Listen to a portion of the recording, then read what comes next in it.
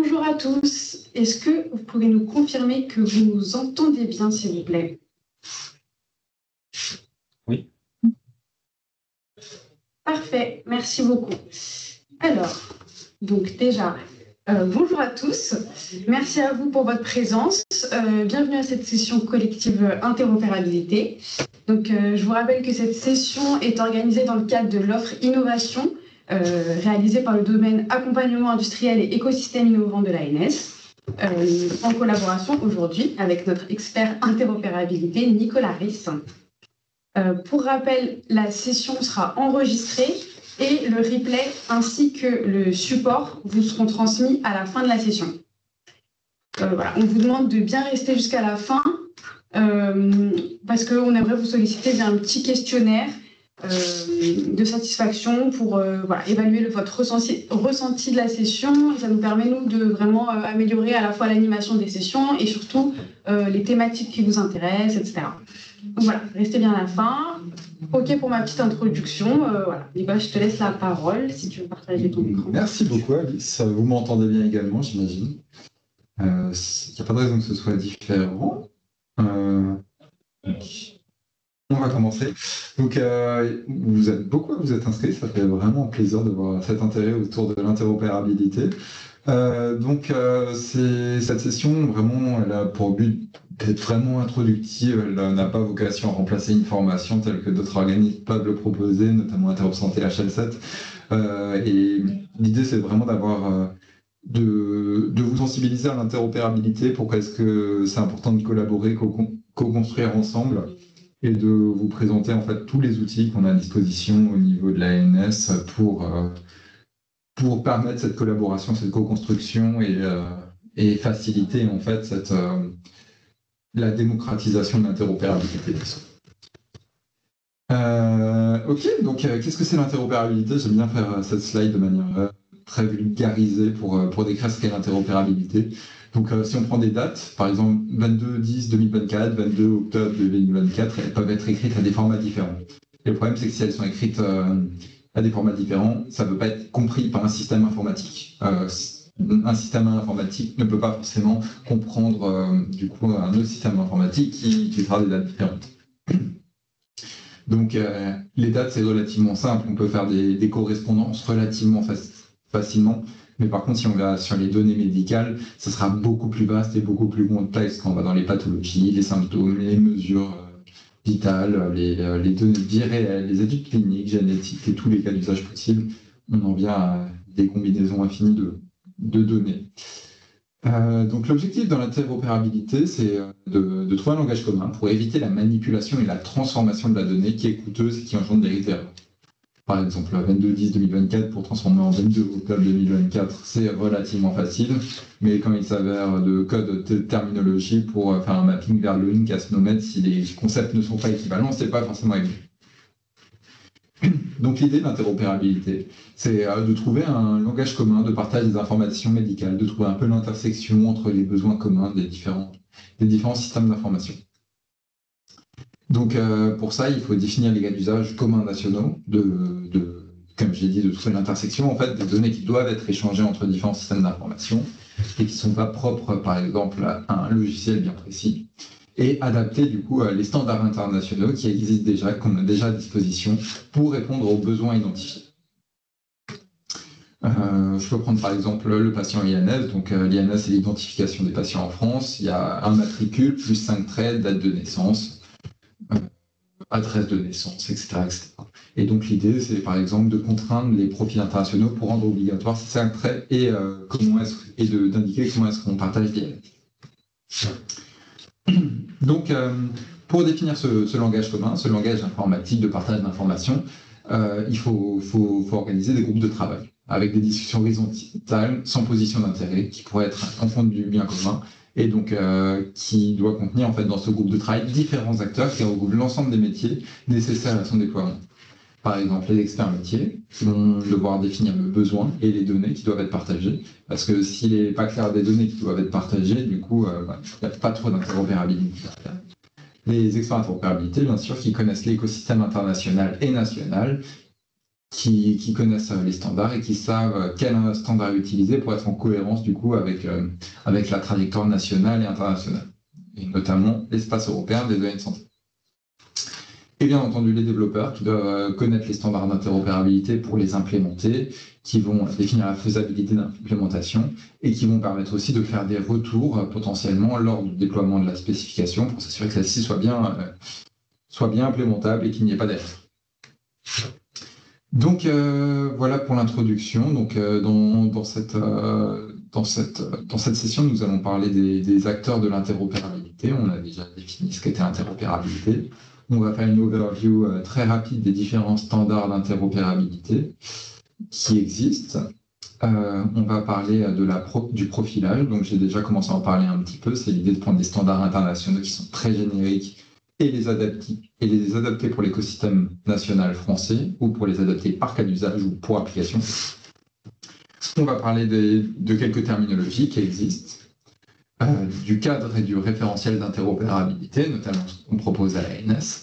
Et enfin, on va finir par les outils pour favoriser l'interopérabilité qu'on met en place à l'ANS. Je pense notamment à GitLab, aux serveurs multiterminologiques, etc. Et aux serveurs de test Gazelle. Donc, on va pouvoir commencer par la définition et les acteurs de l'interopérabilité. Donc, on a jusqu'à 15 heures. Donc, on va peut-être faire des petites sessions questions de temps en temps. Je pense une au milieu, une à la fin, on verra comment est-ce qu'on avance.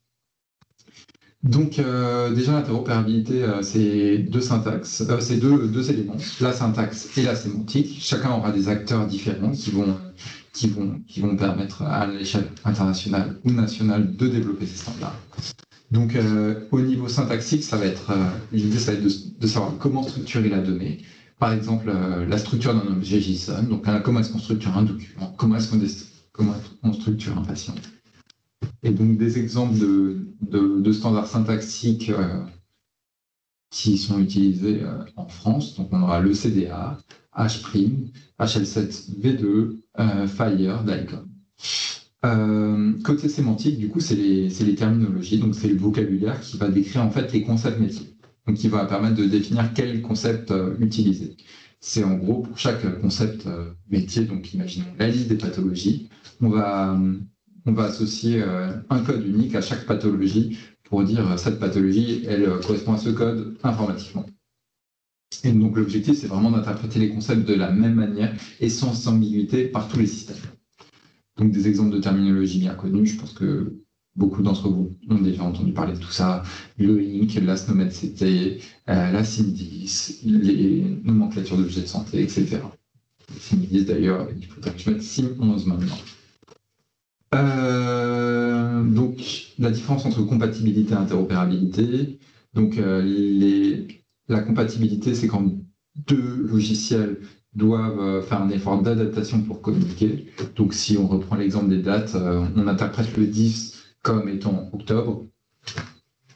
Et l'interopérabilité, c'est si du coup les deux systèmes utilisent le même format de date et peuvent communiquer sans dépendre d'une adaptation spécifique. Et donc c'est vraiment ce sur quoi on essaye de tendre. Donc les avantages de l'interopérabilité, je pense que vous le savez bien, donc il y a plein d'avantages. Donc une optimisation des coûts pour les industriels notamment, ça permet de limiter les développements, donc réduction du coût d'intégration de nouvel équipement dans le SI, faciliter l'intégration, innover en multipliant les partenariats grâce à la réutilisation des API. Et pour l'assurance maladie aussi, éviter potentiellement la répétition d'actes médicaux si on arrive à retrouver facilement les actes passés. Un autre avantage aussi pour les industriels, c'est que typiquement, si on utilise un standard français et qu'un industriel veut s'internationaliser, et ben, si on avait utilisé un standard vraiment international et que tout le monde parle le même langage, ça serait beaucoup plus simple pour s'internationaliser. Et derrière, peut-être un buzzword, mais j'y crois, donc potentiellement on peut aller jusqu'à révolutionner le soin et la recherche médicale et la santé publique, parce que si on pouvait accéder facilement aux données de multiples sources au sein du même logiciel instantanément ou réutiliser des données sans double saisie pour la recherche médicale, ça permettrait vraiment de faciliter vraiment d'une part la recherche, parce que du coup on accéderait de fait facilement à toute l'information qu'on souhaite pour faire nos recherches. ou d'accéder de fait toutes les informations d'un patient, à toutes les informations d'un patient très facilement, parce que du coup, toutes les données se partagent très facilement. Et donc, in fine, potentiellement sauver des vies, parce que du coup, les médecins, ils pourraient prendre des décisions beaucoup plus éclairées, ayant accès à tout l'historique du patient, et faire avancer du coup la recherche médicale, parce qu'on a beaucoup de données à étudier.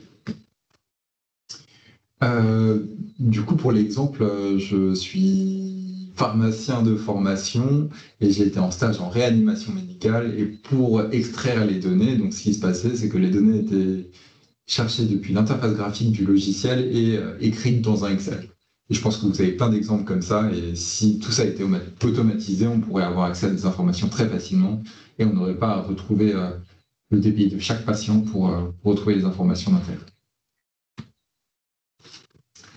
Donc, les différents acteurs de l'interopérabilité, donc à gauche du secteur public et à droite du secteur associatif. Donc, on a l'ANS, l'Agence du numérique en santé, qui aura un rôle d'opérateur, de régulateur et de promoteur, qui va avoir pour mission de proposer des cadres clairs et bonnes pratiques pour faciliter le partage et les échanges de données de santé, et de co-construire les projets e-santé sur l'ensemble du territoire avec les différents acteurs de l'écosystème. On a également au niveau régional les GRAD, les groupements régionaux d'appui au développement de la e-santé, qui va permettre de promouvoir l'usage des e-services de santé nationale et d'apporter une expertise aux acteurs régionaux. Côté international, on a aussi de nombreuses associations qui vont aider au développement des standards. Je pense un des principaux aujourd'hui, c'est HL7, Health Level 7, qui agit au niveau mondial, qui va développer des standards d'échange. Je pense que vous avez déjà entendu parler, tels que le standard FHIR, dont on va rentrer plus en détail tout à l'heure, et le standard CDA. Alors, IHE, c'est une association qui est un peu plus métier, qui s'appelle Integrated Healthcare Enterprise, et l'idée, c'est vraiment de créer des groupes de travail tels que j'en ai parlé avant, qui regroupent avant tout des professionnels de santé, et dont le but est de développer des spécifications d'interopérabilité pour des cas d'usage bien précis, à partir de standards développés principalement par HL7, on va dire. Et enfin, au niveau français, on a Interop Santé, qui est donc le représentant HL7 et IHE en France, et qui a pour mission de développer les profils français, de dévier en fait les standards français de référence pour la France, et de créer des groupes de travail par cas d'usage. Et donc, si vous êtes intéressé, n'hésitez pas à regarder ce que fait Interop Santé. Il y a plein de groupes de travail ouverts. Ils proposent également des formations sur l'interopérabilité. Donc, je vous ai également rajouté deux acteurs, donc HL7 Europe, qui travaillent au niveau européen, au niveau mondial, dont le but est de développer des spécifications à partir des standards d'échange, tels que FHIR CDA et CDA pour l'Europe. Donc, ils travaillent notamment avec la Commission européenne aujourd'hui pour développer des guides d'implémentation pour le partage des données au niveau européen. Je pense notamment au laboratoire.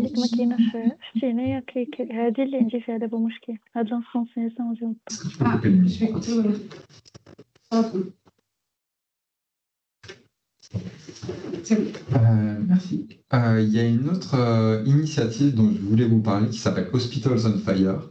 Donc, je vous invite à regarder sur Internet, c'est super intéressant. En gros, l'idée d'Hospitals on Fire, qui est une initiative HL7 Europe, c'est de développer une communauté d'experts interopérabilité hospitalière.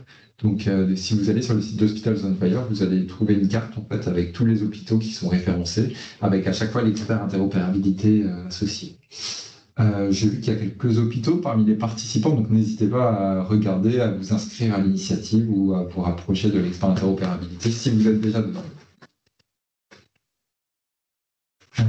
Voilà, donc maintenant on va continuer sur les standards d'interopérabilité syntaxique, en commençant par continuer un peu, en continuant sur la présentation d'HL7, donc je vous en ai déjà parlé un petit peu.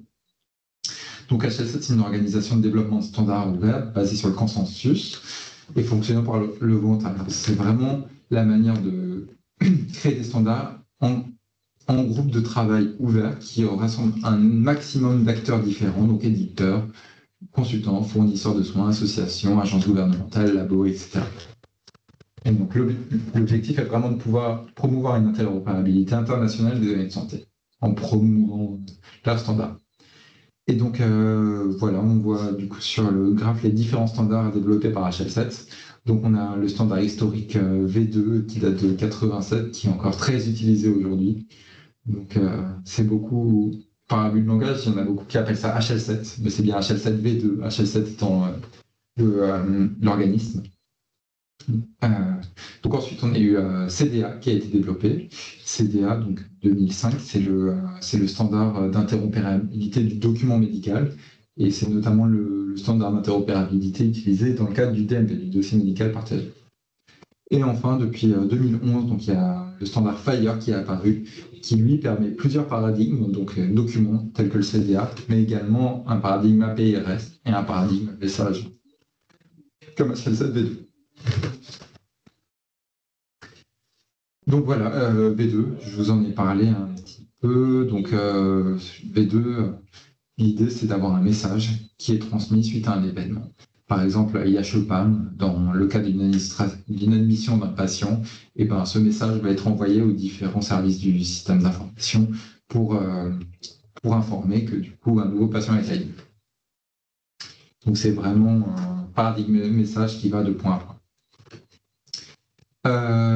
Donc le paradigme CDA, lui, c'est vraiment le standard du document médical. Donc on va avoir deux niveaux d'interopérabilité. Le niveau 2, on n'utilise pas en France, c'est le niveau 1 et le niveau 3. Le niveau 1, ça va être des métadonnées qui vont être structurées avec un PDF encapsulé. Et le niveau 3, c'est vraiment un compte-rendu médical qui sera très structuré de A à Z. Donc voilà, donc, le CDA, c'est les métadonnées du document, plus le document en tant que tel. Et on l'utilise vraiment beaucoup en France, notamment dans le cadre du dossier médical partagé, où il y a plusieurs dizaines de documents qui ont été standardisés, de types de documents tels que le compte-rendu de biologie, le compte-rendu d'ANAPAT, il me semble, et plein d'autres listes, le résumé patient, etc. Donc le standard FHIR pour Fast Healthcare Interoperability Resources, on va creuser un petit peu plus ce standard. Donc l'idée de FHIR, c'est que ce soit un peu plus rapide à concevoir, un peu plus facile à implémenter, à comprendre. Donc ici, l'utilisation, c'est les données qui sont échangées entre les systèmes. Donc FHIR va décrire la manière dont sont structurées les données en termes de modélisation, mais aussi la manière d'échanger ces données. Donc on verra notamment sur le paradigme API-REST, où du coup la manière de requêter les données, elle va être également standardisée. Donc il y a 4 usages différents de FHIR. Donc c'est le paradigme document, le paradigme message, le paradigme REST et le paradigme service. Sachant que le côté API-REST est le plus utilisé à FHIR. En gros, l'API-REST, qu'est-ce que c'est? C'est pouvoir poser une question à un serveur, retourne-moi tous les patients qui sont de sexe féminin, par exemple. Et aujourd'hui, des exemples de cas d'usage qu'on a, c'est la gestion du cercle de soins ou l'annuaire santé. Donc, l'API FHIR annuaire santé vous permet d'accéder à tous les professionnels enregistrés aux ordres. Ce qui est assez intéressant, c'est que c'est vraiment conçu par les développeurs, qui a une grosse communauté autour du standard FHIR avec plein d'outils open source qui ont été développés. Et il y a aussi une communauté française qui s'appelle le Slack FHIR France, qui permet de poser tout plein de questions. Il y a une slide à la fin avec tous les QR codes et toutes les communautés. Je vais vous partager. Donc pour continuer sur FHIR, donc aujourd'hui on est à FHIR R5, donc c'est une release en 2023. Mais aujourd'hui, suite à un groupe de travail qu'on a fait côté Interop Santé, il a fait le choix de rester uniquement sur FHIR R4. D'ailleurs, les profils génériques français sur lesquels vous devez vous appuyer sont uniquement sur R4. Donc voilà, l'idée de ça, c'est vraiment de faire maturer l'écosystème, d'augmenter en qualité l'existant et d'éviter de se disperser entre deux versions. Donc l'idée, c'est vraiment d'avoir une seule version et que tout l'écosystème soit cohérent autour d'une seule version créée.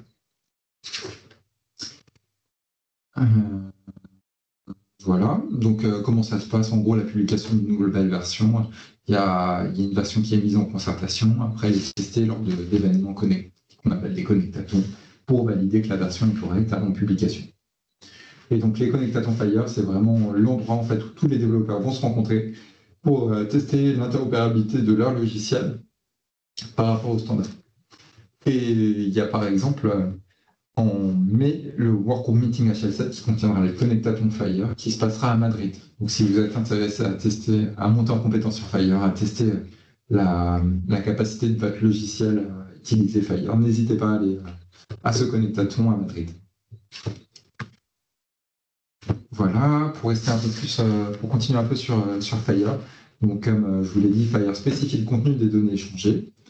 Donc la base de Fire, l'unité d'échange, la petite unité d'échange de Fire, ça va être ce qu'on appelle ressource.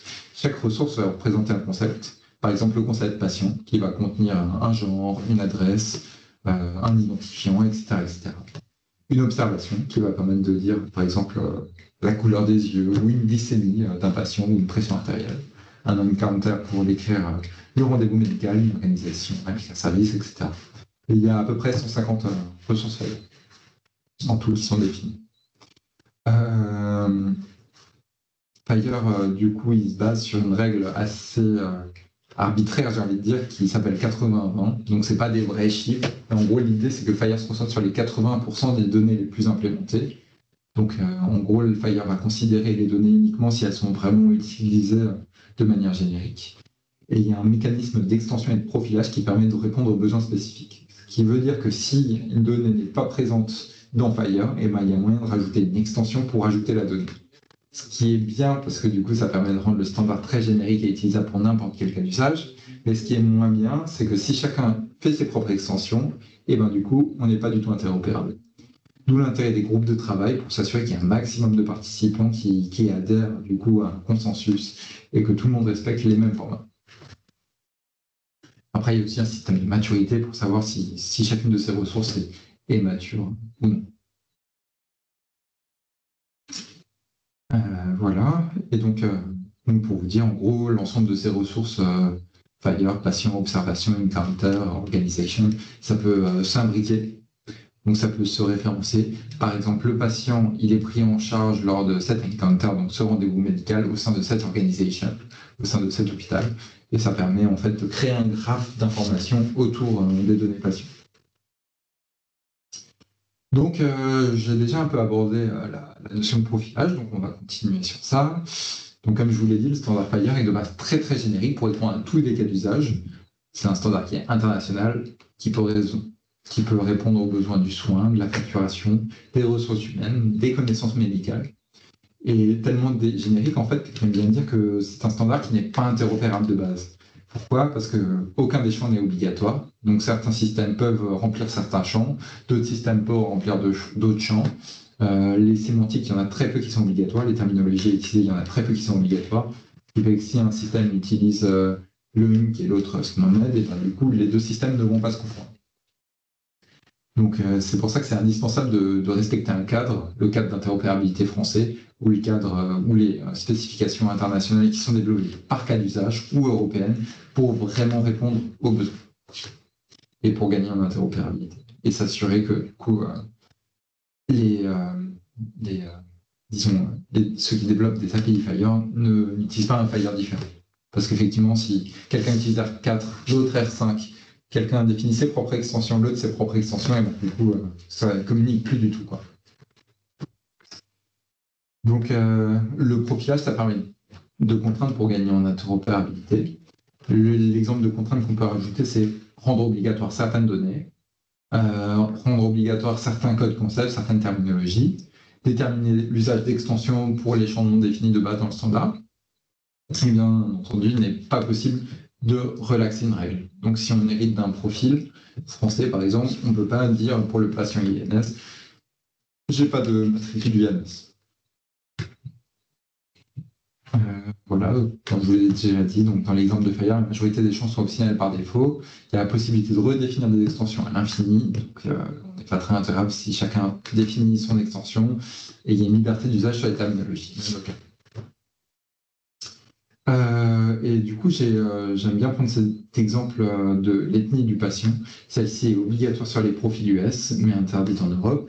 Donc, ce qui fait que elle ne sera pas de base dans la ressource Fire patient, mais il y a un mécanisme d'extension qui fait que dans les profils états-uniens, eh ben, il y a cette extension ethnique qui existe. Voilà. Donc, les profils, en gros, ils doivent être rédigés de manière standardisée, donc computables, forcément publiés, parce que si chacun crée les profils dans son coin sans les publier, eh ben, on n'est pas interopérable. Ils doivent être disponibles pour tester la validation de l'implémentation, pour valider les implémentations, et ils doivent être également testés lors d'événements d'interopérabilité. Je vous ai parlé avant de niveau de maturité. Tester du coup les profils à des événements d'interopérabilité permet d'augmenter la maturité des spécifications. Voilà. Ce qui est intéressant aussi, du coup, c'est le système d'héritage en Fire. C'est qu'à partir des ressources très génériques Fire, on peut profiler par cas d'usage au niveau d'IHE, par exemple, ou de groupe de travail HL7, donc tout en héritant le cœur de Fire. Après, au niveau national, on peut faire des profils au niveau d'Interop Santé d'ANS qui vont hériter de profils internationaux. Puis après, on va pouvoir créer des spécifications projets qui vont hériter de profils nationaux. Par exemple, Interop Santé va publier des profils pour décrire comment on décrit un praticien au niveau français. Et après, côté Annuaire Santé, l'API Fire de l'ANS, eh ben, on va réutiliser ces profils Interop Santé et on va rajouter des spécificités de l'Annuaire Santé. Et donc, tous ces profils, quand on a créé un ensemble de profils pour répondre à un cas d'usage donné, on va pouvoir les regrouper dans un guide d'implémentation qui contiendra également une documentation narrative qui va servir de spécification unique, packagée, versionnée, qui contient et la narration et les ressources techniques pour valider la conformité, pour répondre à un cas d'usage. Donc là, je vous ai déjà cité l'exemple de l'annuaire santé, mais pour les mesures de santé, c'est à peu près pareil. On a les profils Fire internationaux qui sont Vital Signs, puis le profil international Body Weight pour le poids, puis après Interop Santé a profilé FR Observation Body Weight, et côté ANS, on a profilé la ressource mesure FR Observation Body Weight. Et donc toute cette cascade fait que du coup, le profil tout en bas, il sera interopérable, enfin, il sera en cohérence avec le profil Vital Signs, mais avec du coup des contraintes spécifiques au body weight pour la France, pour mon espace santé en l'occurrence. Et donc là, je vous ai mis un exemple du coup de l'écosystème, enfin quelques exemples de spécifications par cas d'usage. J'ai essayé de faire une vision globale des profilages Fire France qui sont faits aujourd'hui. Donc on a deux spécifications cœur, donc les FR Core, qui sont des spécifications très génériques pour usage français, pour tous les cas d'usage. Donc il faut les utiliser. Normalement, il n'y a pas de contrainte forte, donc c'est assez facile à utiliser. Il y a également l'annuaire santé, qui contient aussi la manière dont sont modélisés les procédés de santé, et un certain nombre aussi de spécifications par cas d'usage, donc mesures de santé, gestion d'agenda partagé, sac de santé. Et il y en a bien d'autres, vous pouvez accéder du coup à l'ensemble de ces cas d'usage en suivant ce lien. Et enfin, on a aussi des projets, un bon nombre de projets nationaux Fire, tels que les API Mon Espace Santé, avec à chaque fois les spécifications d'interopérabilité associées. Donc, les API Mon Espace Santé, mesures de santé, agenda, documents. Le projet Éclair, qui est un POC sur la diffusion des essais cliniques en traitement. Le projet ROR de diffusion des services d'offre de soins, tels que la disponibilité en ligne, l'annuaire santé et les projets médico-sociaux. Et donc, tous ces projets nationaux, en fait, ils vont s'appuyer sur les spécifications par cas d'usage, qui vont eux-mêmes s'appuyer sur les spécifications cœur. Voilà, donc globalement, on en est à peu près là. L'important, c'est de co-construire, de respecter le cadre français. Donc, on compte vraiment sur vous pour utiliser à fond ces spécifications et génériques d'Interop Santé et plus spécifiques cadre d'usage de l'ANS. Donc, plus c'est utilisé, plus on gagnera en interopérabilité, plus on gagnera en maturité des spécifications. Donc, n'hésitez pas à nous faire un maximum de retours. Donc voilà, comme j'ai dit, améliorer nos spécifications. Et aussi, l'objectif, du coup, c'est de nous remonter des nouveaux cas d'usage prioritaires et de développement pour développer des nouvelles spécifications si des choses sont manquantes. On est à la moitié du temps. On peut se faire une petite session de questions si jamais vous avez des questions. N'hésitez pas à prendre la main, poser des questions.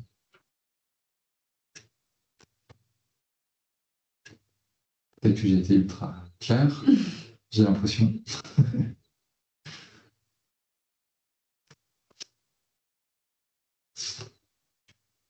Ok, bon ben, continuons. Hop. On va continuer en parlant de terminologie maintenant, l'interopérabilité sémantique. Donc la sémantique, c'est... Il y avait une main levée et on l'a pas vu ou pas? J'ai vu quelque chose bouger. Oui. Bon, peut-être que vous avez... En tout cas, n'hésitez pas à ouvrir votre micro si vous avez une question. Ça a l'air bon, ok. Allez, donc l'interopérabilité sémantique, c'est les codes, donc c'est des listes de codes qui représentent des concepts médicaux. Donc pourquoi est-ce qu'on a besoin de terminologie en interopérabilité? Là, j'ai l'exemple de ma ressource patient, par exemple le gender, le sexe du patient, pour éviter que tout le monde mette des terminologies différentes. Et bien ici, ça va être fixé par le standard FHIR. Du coup, ici, c'est un exemple relativement simple. On a 4 codes male, female, other, unknown, qui va contenir un value set qui va définir quels codes peuvent être utilisés pour ce cas d'usage. On peut voir qu'il est écrit require, ce qui veut dire que ces codes sont requis, sont obligatoires. Pour vous donner un peu une vision globale de toutes les terminologies, enfin une vision globale des terminologies majoritaires qu'on utilise en France. Donc il y a la terminologie LOINC qui permet d'indiquer les actes de biologie notamment, qui contient l'ensemble des codes biologiques. Donc pour accéder aux informations sur la LOINC, vous pouvez aller sur le site bioloinc.fr.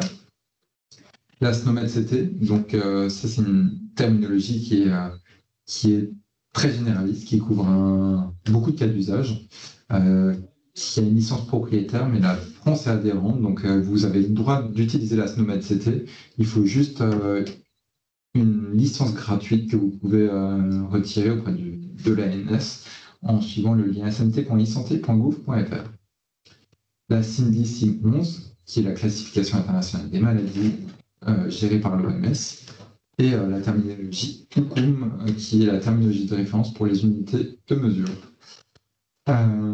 Donc, si vous voulez voir les terminologies de référence de FHIR, je vous invite à aller sur ce site-là. Et si vous voulez aller voir les terminologies de référence nationales, je vous invite à aller sur le site du SMT, du service multiterminologie, donc smt.isanté.gouv.fr. Voilà. Donc, ça me permet de faire le lien vers le SMT. Donc, le SMT, c'est l'outil de distribution des terminologies de référence. Donc, il y a plusieurs manières d'accéder aux terminologies de référence françaises via le SMT, soit via le site web, soit via des fichiers particuliers spécifiques à la terminologie, donc RDF OWL, soit des requêtes SPARQL, ou bien via une API REST et API FHIR, donc le FHIR Terminology Service de SMT qui vous permet d'accéder à toutes les informations terminologiques en FHIR. Donc, je vous ai remis le lien ici, smt.isanté.gouv.fr. Et donc, l'idée de ce service, c'est vraiment d'avoir un accès unique à l'ensemble des terminologies et des jeux de valeurs nationales très facilement. Voilà. Donc, maintenant, je vais vous parler des cas d'interopérabilité. Donc, comme on l'a vu, du coup, l'interopérabilité n'est pas de fait, et c'est vraiment le consensus qui fait l'interopérabilité. Donc un des rôles de l'ANS, c'est de s'assurer qu'il y ait ce consensus et de faire travailler tout le monde ensemble pour s'assurer cette interopérabilité. Donc on a créé ce qu'on appelle le cas d'interopérabilité, qui va être le corpus documentaire de toutes nos spécifications. Et l'idée, c'est vraiment de faire de ce corpus documentaire quelque chose de collaboratif, qu'on peut tous améliorer pour vraiment avoir une base de travail unique. Donc le cas d'interopérabilité, c'est un ensemble de spécifications qui va décrire les mécanismes d'échange et qui va identifier la structuration des informations. Pour définir une spécification, du coup, l'idée, c'est de partir d'un cas d'usage, un besoin très concret, parce que l'interopérabilité ne peut pas être générique. C'est très difficile de dire on va standardiser toutes les données médicales pour la recherche, les données de vie réelle, parce que c'est trop gros. Donc, il faut donc une identification d'un cas d'usage bien précis pour définir précisément quels sont les besoins fonctionnels et métiers, quelles sont des données d'intérêt à échanger et quels sont les acteurs qui vont interagir dans cet échange. Et donc, quand on aura toutes ces informations, on va pouvoir identifier quel standard et quelle terminologie est la plus adaptée. Donc, autour de ces cas d'interopérabilité, il y a toute une gouvernance qui est maintenue par l'ANS. Donc, l'idée, c'est que n'importe qui dans l'écosystème peut demander la standardisation d'un cas d'usage. Par exemple, la recherche en oncologie, la gestion d'agenda, le sac de soins. Donc régulièrement, on aura des comités de concertation où on va pouvoir étudier le besoin pour élaborer. Une fois priorisé, on va pouvoir étudier le besoin et élaborer des spécifications fonctionnelles. On va ensuite rédiger des spécifications techniques pour répondre à ce besoin fonctionnel à partir du standard adapté, à partir de ce qui existe déjà au niveau d'IHE et d'HL7. Une fois que ces spécifications techniques auront été rédigées, on va lancer une concertation pour ensuite être publié. Enfin, donc ça pourrait être implémenté par les logiciels de soins qui pourront ensuite respecter les spécifications d'interopérabilité et permettre l'usage secondaire des données, tel que le partage entre plusieurs logiciels, la collecte de données de vie réelle, l'alimentation de mon espace santé, etc. C'est aussi important de noter qu'une spécification évolue en permanence, elle va gagner en maturité, donc il y aura régulièrement des demandes de mise à jour. Notamment un sujet d'actualité aujourd'hui, c'est l'Europe, parce que l'Europe a pour vocation de standardiser en gros les documents médicaux qui sont échangés. Donc il y aura des mises à jour, des spécifications d'interopérabilité qui vont intervenir. Donc à chaque fois qu'on a une demande de mise à jour, on va faire l'analyse de la demande. Est-ce que le besoin est déjà couvert? Est-ce que la demande implique une évolution? Donc si besoin, on va faire l'évolution de la spécification nécessaire, on va lancer une concertation et on va publier. Donc tout ça pour dire que l'interopérabilité, on ne pourra pas dire un jour, je pense, qu'elle sera finie parce que c'est un travail continu et qu'il y aura toujours des données à standardiser. Et la manière dont elles sont standardisées est probablement également améliorée au fur et à mesure, au fil du temps. Donc maintenant, je vais vous parler un peu des outils qu'on met en place côté ANS pour favoriser l'interopérabilité. Et par outil, j'entends événement également. Donc l'événement, c'est un des événements qu'on organise régulièrement, c'est le Projectathon, qui est l'opportunité pour les éditeurs de tester leur conformité aux spécifications du cadre d'interopérabilité. Donc pendant ce Projectathon, en fait, on va inviter tous les acteurs, tous les éditeurs de logiciels, des hôpitaux aussi régulièrement. Et l'idée, en fait, ça va être de tester en fait leur capacité à répondre aux spécifications du cadre d'interopérabilité via notre outil de test. Et par exemple, ici, dans notre édition de 2023, on a 45 éditeurs, 200 participants au Projectathon, 800 participants en conférence et plus de 300 tests qui ont été faits, tests d'interopérabilité. Donc, l'outil en question, c'est la plateforme de test Gazelle, qui est un bon test orienté test de conformité et test d'interopérabilité, qui va permettre en fait de tester la conformité aux spécifications d'interopérabilité des éditeurs. Donc, en gros, les éditeurs vont travailler ensemble pour s'échanger des données et voir s'ils sont capables d'envoyer des données de manière standardisée et de les réceptionner et de les lire, de les comprendre. Et côté Fire, du coup, l'outil utilisé est Matchbox, qui est un outil open source qui permet de tester la conformité au profil Fire. Pour continuer sur l'outillage, donc on a de plus en plus une démarche d'open sourcer la majorité de nos travaux. Donc la plupart de nos spécifications et l'ensemble de nos guides d'implémentation Fire de l'ANS sont sur GitHub. Donc GitHub, qu'est-ce que c'est? C'est une plateforme communautaire plutôt orientée développeur de base qui permet du coup d'afficher le code source de manière totalement ouverte, qui vous laisse du coup la possibilité de créer des issues, du coup de remonter des demandes de modification ou de remonter des erreurs que vous auriez identifiées. Ce qui est très intéressant parce que je trouve que quand on lance la concertation, on ne voit pas forcément toutes les erreurs du premier coup. Mais les développeurs qui vont utiliser une spécification, peut-être que pendant les développements, ils vont voir des erreurs. Et donc, c'est super d'avoir en permanence cette capacité de remonter des issues et des problèmes. Et idéalement, il y a même la possibilité pour vous de créer directement des pull requests, c'est-à-dire de proposer directement des modifications dans le code source qui va permettre de générer la spécification derrière. Voilà, et donc on arrive presque à la fin du webinaire. Donc comme vous l'avez vu, ça a été très générique. Je ne suis pas rentré trop dans la technique volontairement. On a une autre session collective qui rentre un peu plus dans la technique, où je rentre vraiment dans le guide d'implémentation mesures de santé. Donc n'hésitez pas à venir, je ne sais pas quand elle est planifiée. Je vais vous dire. Elle est planifiée. Et sinon, d'ici là, je vous ai mis tout plein de QR codes pour voir comment collaborer. Le Donc, 17 juin. Voilà, le 17 juin. Ah, c'est bientôt.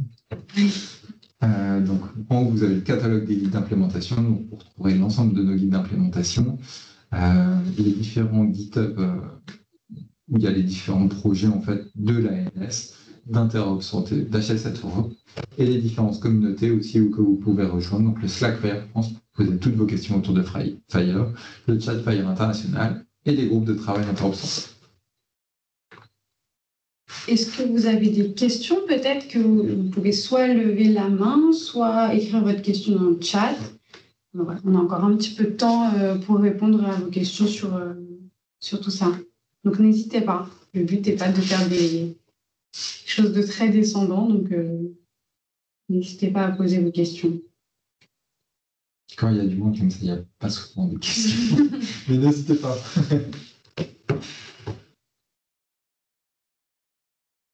Et en attendant les questions, n'hésitez pas aussi à remplir le questionnaire de satisfaction. Exactement.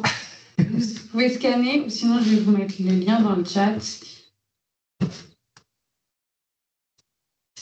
Et donc il y a le lien dans le chat, vous pouvez cliquer et remplir le questionnaire. Voilà. Les gens disent qu'ils n'ont pas de questions, donc je pense que c'est que tu as été très clair. Trop bien, trop cool. Donc voilà, n'hésitez pas. Merci beaucoup en tout cas à tous pour votre participation. Et si vous avez des suggestions ou des choses que vous souhaitez voir dans des webinaires d'Interop, n'hésitez pas à les préciser. Exactement. Vous pouvez le mettre soit dans la conversation, soit dans notre questionnaire. Et en fait, donc comme Nicolas disait, il est resté assez général dans cette présentation. Mais s'il y a certains sujets que vous aimeriez voir plus creusés sur l'interopérabilité, n'hésitez pas. Parce que le but, c'est aussi de faire des sessions qui collent avec vos besoins, finalement. Donc, n'hésitez pas à nous remonter tout ça. Et en attendant, on vous souhaite une bonne journée. Et merci à tous pour votre écoute et pour votre participation. Merci beaucoup. Merci Alice. Merci Nicolas. Au revoir.